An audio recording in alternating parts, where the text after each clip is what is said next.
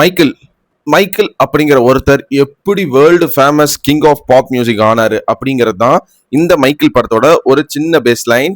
எப்போ போல இந்த மைக்கேல் ஸ்பாய்லர் ஃப்ரீ ரிவ்யூக்கு போறதுக்கு முன்னாடி ஹலோ ஹாய் ஃப்ரெண்ட்ஸ், நான் தான் உங்க ஜெயராமகிருஷ்ணன் பேசுறேன். குட்டி மெசேஜ்: உங்களுக்கு பிடிக்காத வேலையை பிடிச்சி செஞ்சாதான் உங்களை இந்த சொசைட்டி வந்து நல்ல இன்கம் ஏர்ன் பண்ற பர்சனா மதிக்கும். காசு தான் முக்கியம். என்னடா இவர் இப்படி குட்டி மெசேஜ் எல்லாம் சொல்ல மாட்டாரு, மாறலே தப்பா இருக்கே இதுல அப்படின்னு நீங்க யோசிச்சீங்கன்னா, ஆமா தப்பு தான்.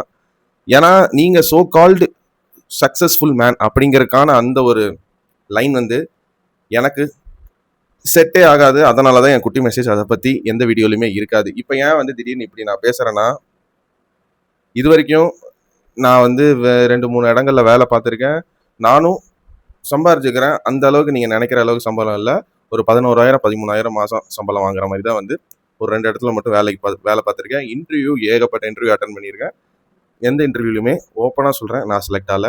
முழுக்க அது என்னோட மிஸ்டேக்காக தான் இப்போவும் நான் அதை பார்க்குறேன். அப்புறம் எப்படி இன்கம்க்கு இது பண்ணுறீங்கன்னா, ஃபேமிலியை டிபெண்ட் பண்ணி தான். அவங்களையும் கஷ்டப்படுத்திட்டு நானும் கஷ்டப்படுத்திட்டு எனக்கு பிடிச்ச வேலையை பண்ணுறங்காட்டி எந்த ஒரு இன்கமுமே வந்து என்னால் ஜென்ரேட் பண்ண முடியல.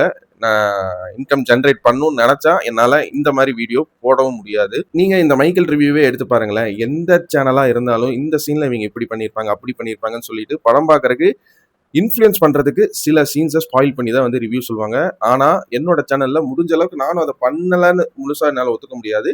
ஏதோ 2-3 இடங்களில் பண்ணியிருப்பேன். பட் மோஸ்ட்லி படத்தை ஸ்பாயில் பண்ணாமல் ஃப்ரெஷ்ஷாக இந்த படத்தை பற்றி ஒன்றுமே தெரியாதவங்களுக்கு ஒரு நீட்டான ரிவ்யூ கொடுக்கணும், ஸ்பாய்லர் இல்லாமல் நினச்சி ஒவ்வொரு வீடியோ ஸ்பாய்லர் இல்லாமல் பேச ட்ரை பண்ணியிருக்கேன். கண்டிப்பாக என்னால் சொல்ல முடியும், மற்ற சேனல் ரிவ்யூ மாதிரி நம்ம கோயம்புத்தூர் விமர்சகர் சேனலில் ஸ்பாய்லர்ஸ் அவ்வளோக்கா இருக்கவே இருக்காது. பட் இதுக்கெல்லாம் என் ரிசல்ட் என்ன அப்படின்னு கேட்டிங்கன்னா, வியூஸும் பெருசாக போகாது. என்ன நம்பி படம் பார்க்குற ஆடியன்ஸ் யாரெல்லாம் அப்படிங்கிறதுமே வந்து எனக்கு தெரியாது. பட் எங்கேயோ ஓரமாக வந்து ஒரு 30-50 பேர் ஆவரேஜாக வந்து நம்ம சேனலில் வீடியோ பார்க்குறீங்கன்னா ஒருத்தருக்காவது வந்து நான் என்ன கன்வே பண்ணியிருக்கிறேங்கிறது புரிஞ்சிருக்கும், இன்டென்ஷன் கரெக்டாக இருக்குன்னு நினச்சிருப்பாங்க அப்படின்னு ஒரு நம்பிக்கையில தான் எல்லா வீடியோமே ரொம்ப பிடிச்சி இஷ்டப்பட்டு பண்ணிட்டு இருக்கேன்.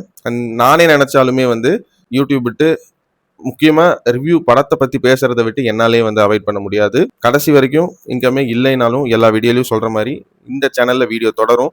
அப்படியும் வந்து கிரியேட்டிவ் ஃப்ரீடம் எடுத்து ஒரு வீடியோ வந்து ஸ்டார்ட் டு எண்ட் ஒரு படத்தை பற்றி பிரேக் டவுன் பண்ணி படத்தோட இமேஜஸ் வந்து யூஸ் பண்ணால் காப்பிரைட் அடிச்சு தொலைஞ்சிடுறீங்க. எந்த சைடு திரும்பினாலும் அடிதான் அப்படிங்கிற மாதிரி என்ன பண்ணுறதுன்னு எனக்கு இப்போ பெருசா தெரியல. அப்படின்னு சொல்றத விட காசு நெகி, அதாவது இந்த சேனலுக்காக வந்து இதெல்லாம் சொல்லக்கூடாது. இன்வெஸ்ட்மெண்ட்னு பண்ணது மட்டும்தான் இருக்கு. இந்த சேனல்ல இருந்து எனக்கு வந்து இன்கம் இது வரைக்குமே வந்து நான் எதுவுமே ஏர்ன் பண்ணதில்லை. மேபி நானே கூட பெருமையா சொல்லணும்னா வந்து எனக்கான அந்த சப்ஸ்கிரைபர்ஸ், என்னோட வியூவர்ஸ் வந்து ரொம்ப ஜென்யூனான வியூவர்ஸ் அப்படிங்கிற மாதிரி வந்து சொல்லி வேணா மனசை தேத்திக்கலாம். பட் கிரவுண்ட் ரியாலிட்டின்னு வரும்போது ஃபினான்சியலா பயங்கரமா அடி வாங்கின ஒரு ஆள் தான் நானே நினைச்சாலும் திருப்பியும் என்ன மாதிரி என்னாலேயே இருக்கிறது கொஞ்சம் கஷ்டம்தான். ஸோ அதனால தான் ஸ்டார்டிங்கில் சொன்ன மாதிரி பிடிச்ச வேலையா இல்லைனாலும் பிடிக்காத வேலையை பிடிச்ச மாதிரி பண்ணீங்கன்னா அந்த வேலைக்கான சன்மானம் கண்டிப்பாக உங்களுக்கு கிடைக்கும். அது வாழ்க்கைக்கு ரொம்ப ரொம்ப இம்பார்ட்டன்ட். அனுபவத்திலேருந்து சொல்கிறேன்.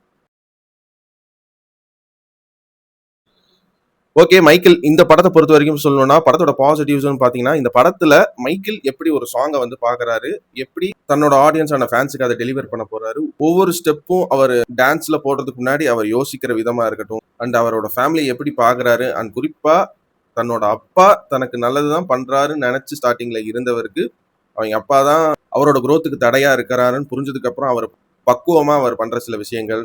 அண்ட் என்னோட பாயிண்ட் ஆஃப் வியூல பார்க்கும்போது ரீசெண்ட் டைம்ஸ்ல வந்து மோஸ்ட் ஹேட்டட் டேட் கேரக்டர்னா இந்த படத்துல மைக்கேலோட அப்பாவா காட்டின ஜோசப் ஜாக்சன் கேரக்டரா தான் இருக்கும்னு நினைக்கிறேன். இந்த படத்தோட சினிமோட்டோகிராஃபி முக்கியமா எனக்கு பர்சனலா சில ஃப்ரேம்ஸ் எல்லாம் ரொம்ப அழகா பிடிச்சிருந்துச்சு. க்ளோஸ் அப் ஷாட்ஸா இருக்கட்டும், வைட் ஆங்கிள் ஷாட்ஸா இருக்கட்டும், அண்ட் மைக்கேல் ஜாக்சனோட ஐகானிக் டான்ஸ் ஸ்டெப்ஸை காட்டின விதமா இருக்கட்டும், அதை ப்ராப்பரா எடிட் பண்ண எடிட்டரோட ஒர்க்கா இருக்கட்டும், அண்ட் சில இடங்கள் வந்து செமையா பேக்ரவுண்ட் ப்ராக்டிக்கல் செட் போட்டு எடுத்திருக்காங்க. அதெல்லாம் செட் ஒர்க்குன்னு வந்து BTS behind the scenes release பண்ணாதான் தெரியும்.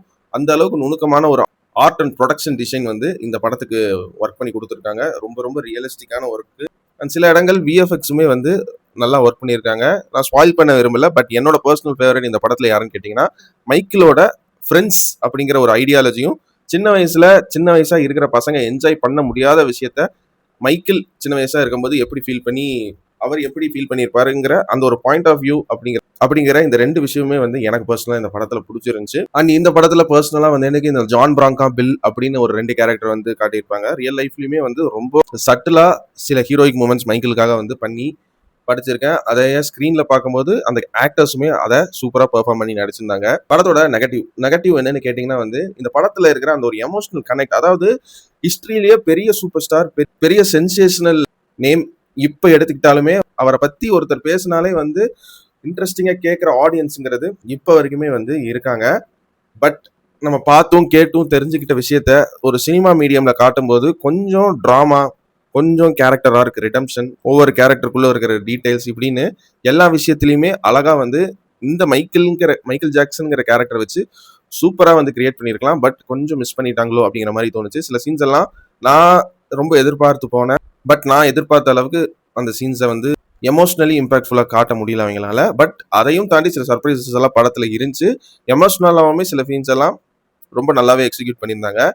பட் அந்த கேரக்டரோட என்ன அதுக்குள்ள ஸ்டார் ஆயிட்டாரா அப்படிங்கிற மாதிரி அந்த ஒரு மேஜிக்கை வந்து ரொம்ப டக்குன்னு கிரியேட் பண்ண மாதிரி இருந்துச்சு. ஆடியன்ஸை பிரீத் பண்ண விடாம, ஓகே இவர் ஸ்டார் ஆயிட்டாரு, இதுக்கப்புறம் இவருக்கு இந்த எல்லாம் பிரச்சனை நடக்குது அப்படின்னு வந்து ஸ்கிரீன் பிளேவை கொஞ்சம் குவாலிட்டி தப்பா காட்டிட்டாங்களோ அப்படிங்கிற மாதிரி வந்து எனக்கு படம் பார்க்கும்போது தோணுச்சு.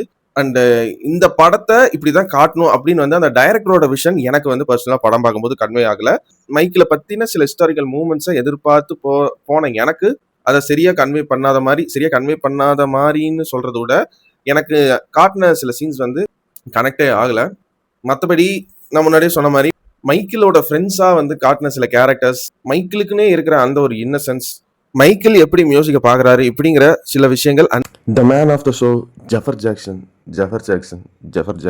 மனுஷன் மைக்கேல் ஜாக்சனா நடிச்சிருக்கிறான்னு சொல்றதோட இவர் தாண்டா இந்த காலத்து மைக்கேல் ஜாக்சன்ங்கிற அளவுக்கு performance was too good, too peak. அவரோட வாக்கிங் ஸ்டைலாக இருக்கட்டும், அவரோட டான்ஸிங் ஸ்டைலாக இருக்கட்டும், அவரோட மைக்கேல் ஜாக்சனை இமிட்டேட் பண்ணுற மாதிரி நடிக்கிற பாடி லாங்குவேஜாக இருக்கட்டும், இப்போ கூட நேரில் பார்த்தாலும் அவர் அப்படி தான் இருப்பார் அப்படிங்கிற மாதிரி தான் வந்து ஜெஃபர் ஜாக்சன் மைக்கேல் ஜாக்சனாக வாழ்ந்து காட்டியிருக்காரு இந்த ரோலுக்கு. மேனரிசம் எல்லாம் பீக்குங்க.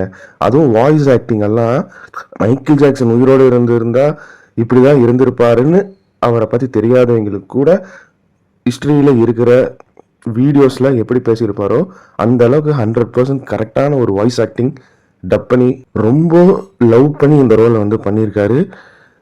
இவர் ஒருத்தர் பெர்ஃபார்மன்ஸுக்காகவும் மைக்கேல் ஜாக்சனுக்காகவும் தாராளமாக இந்த மைக்கேல் படத்தை நீங்கள் தேட்டரில் போய் பார்க்கலான்னு நான் சொல்லுவேன். ஐமேக்ஸில் ஆப்டிமைஸ் தான் பண்ணியிருக்காங்க. ஆப்டிமைஸ் பண்ணியிருந்தாலும் மேலேயும் கீழேயும் சினிமாஸ்கோப் போடாமல் ஃபுல் ஸ்க்ரீனில் தான் வந்து மைக்கில் ஐமேக்ஸில் ஸ்க்ரீன் பண்ணியிருக்காங்க. அண்ட் படத்தோட technical team, cinematography and music, படத்துக்காக சில மியூசிக் வந்து ஒரிஜினலா இந்த படத்தோட மியூசிக் டைரக்டர் கம்போஸ் பண்ணியிருக்காரு. அதெல்லாம் ரொம்ப நல்லாவே வந்து ஒர்க் பண்ணியிருக்காரு. படத்துலையுமே ஈஸியாக கனெக்ட் ஆக முடிஞ்சு அந்த சீன்ஸ் அந்த மியூசிக்கால. மற்றபடி இந்த படத்தை நீங்க தியேட்டர்ல பார்த்து என்ஜாய் பண்ணுங்க. ஐமேக்ஸ் ஸ்க்ரீனை தவிர்த்துட்டு நார்மல் ஸ்க்ரீன்லேயே வந்து இந்த படத்தை நீங்க வந்து தாராளமாக பார்க்கலாம்னு நான் சொல்லுவேன். நான் இது ப்ரீமியர் ஷோ ஐமேக்ஸ்ல தான் பார்த்தேன். எனக்கு என்னமோ ஐமேக்ஸ்ல இருக்கிற அந்த ஒரு இந்த படத்துல சவுண்ட் குவாலிட்டி டெக்னிக்கலா வந்து மிஸ் பண்ணிட்டாங்களா என்னன்னு தெரியல. இல்ல நான் பார்த்த அந்த பிராட்வே சினிமாஸ் ஐமேக்ஸ் தியேட்டர்ல இன்னைக்கு நான் பார்த்த ஷோல வந்து வால்யூம் கம்மியா வச்சு காட்டியிருக்காங்களா அப்படின்னு தெரியல. ஏன்னா இன்டர்வெல்ல போட்ட வாரணாசியோட ப்ரோமோ ட்ரெய்லரா இருக்கட்டும், tune part 3 the final Epic conclusion படத்தோட டீசரா இருக்கட்டும், ரெண்டுமே சவுண்டு சூப்பரா இருந்துச்சு. பட் அதுக்கப்புறம் இந்த படத்தை பார்க்கும்போது சவுண்டு கொஞ்சம் கம்மியா இருக்கிற மாதிரி எனக்கு நான் பார்த்த ஷோல வந்து ஃபீல் ஆச்சு. மற்றபடி இந்த படத்தை பத்தி எல்லாத்தையுமே வந்து கவர் பண்ணிட்டேன்னு நினைக்கிறேன். நீங்க இந்த படம் பார்த்து இருந்தா இந்த படத்துல உங்களுக்கு பிடிச்ச விஷயம் என்ன அப்படிங்கறது மறக்காம கமெண்ட் பண்ணுங்க. நான் ஏதாவது விஷயம் இந்த படத்தை பத்தி சொல்ல தவறி இருந்தா அதையும் சொல்லுங்க, எல்லாரும் தெரிஞ்சுக்கிட்டும். அண்ட் இந்த மைக்கேல் படத்துக்கு ஸ்பாய்லரே இல்லாம ஃபுல்லா ரிவ்யூ பண்ணிட்டேன். அண்ட் இந்த மைக்கேல் படத்துக்கு என்னோட ரேட்டிங் என்னன்னு கேட்டீங்கன்னா 100க்கு தாராளமா ஒரு 65 மார்க்ஸ் தருவாங்க. Michael doesn't live up to it's expectations. நான் உங்களை இதே மாதிரி இன்னொரு சூப்பரான வீடியோல சந்திக்கிற வரைக்கும் நீங்களும் நல்லா இருங்க, எல்லாரையும் நல்லா வச்சிருங்க. அவ்வளவுதாங்க விஷயம். நன்றி, வணக்கம், பை பாய். நான் வரேங்க.